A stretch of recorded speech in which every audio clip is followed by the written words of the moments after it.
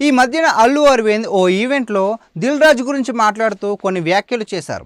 అదేంటంటే దిల్ రాజు ఈ మధ్యకాలంలో ఒక సినిమాతో కింద పడి మరొక సినిమాతో పైకి లేచాడు అనే అర్థం వచ్చేటట్లు మాట్లాడారు. దీంతో మెగా అభిమానులందరూ రామ్ చరణ్ గేమ్ చేంజర్ గురించే అల్లు అరవింద్ మాట్లాడాడు అంటూ మండిపడుతున్నారు. మొన్నటి వరకు మెగా వర్సెస్ అల్లు పోరు తగ్గింది లేరా బాబు అనుకునే లోపు ఇప్పుడు అల్లు అరవింద్ చేసిన కామెంట్స్ మళ్ళీ ఆ యుద్ధాన్ని రేపేలా ఉన్నాయి. ఎందుకంటే అతను నిజంగానే గేమ్ చేంజర్ మూవీ గురించే మాట్లాడారే అనుకోండి, మరి ఆ వెకిలి నవ్వు ఎందుకు అని మెగా అభిమానులు ప్రశ్నిస్తున్నారు. అంటే గేమ్ చేంజర్ సినిమా ఫ్లాప్ అయితే మీకు అంత ఆనందమా? నీ కొడుకు అర్జున్ని తన సొంత కొడుకులా చూసుకున్నాడు చిరంజీవి, మరి నువ్వేంటి ఇలా పైశాచిక ఆనందం పొందుతున్నావని ఇటు రామ్ చరణ్ అభిమానులు అటు మెగా అభిమానులు ఆగ్రహం వ్యక్తం చేస్తున్నారు.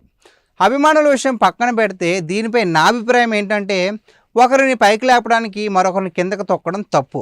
ఎందుకంటే సినిమా ఇండస్ట్రీలో గెలిపోవటములు సహజం. ఏదో ఒక సినిమా ఆశించిన స్థాయిలో ఆడకపోతే హేళన చేయడం తప్పే కదా.